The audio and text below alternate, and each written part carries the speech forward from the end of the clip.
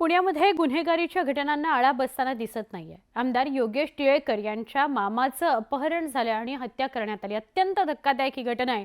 टिळेकरांचे मामा सतीश वाघ यांचं शेवाळवाडीतून काल सकाळी मॉर्निंग वॉकच्या दरम्यान अपहरण झालं। सतीश वाघ मॉर्निंग वॉकला निघाले होते।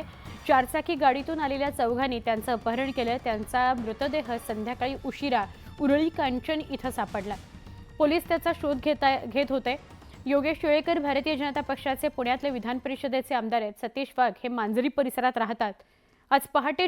काल पहाटेच्या दरम्यान ते मॉर्निंग वॉकला निघाले होते आणि घरापासून काही अंतरावरच जातात तर दबा धरून बसलेल्या 4 जणांनी त्यांना जबरदस्तीने एका चारचाकी गाडीत बसवलं आणि त्यांचं अपहरण केलं।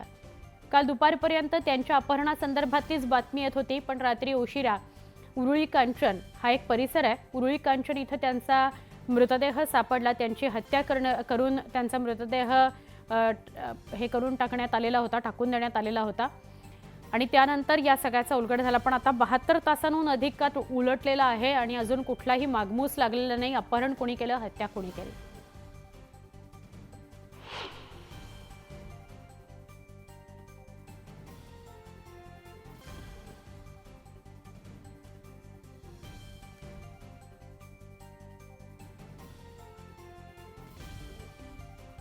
काल तुम्हा सगळ्यांनी चॅनलवर चालवलं की इथूनच अपहरण झालं, दुपारनंतर मृतदेह सापडला।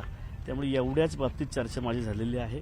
शेवटी ते तपास करतायत आणि तपास पूर्ण झाल्यानंतर ते जो गुन्हा घडलेला आहे ते गुन्हेगार आणि गुन्हा घडण्यामागचं कारण हे आपल्यापर्यंत पोलीस तपास यंत्रणा संपल्यानंतर कळेल। बाकी त्यांच्याशी माझी वेगळी काही चर्चा झालेली नाही। माझ्या कुटुंबावरती, माझ्या वाघ परिवारावरती एक मोठं संकट आजच्या निमित्तानं आलेलं, त्यामुळे अधिक फार मला बोलण्यात हे नाहीये, परंतु तपास संपल्यानंतर नक्की तुमच्याशी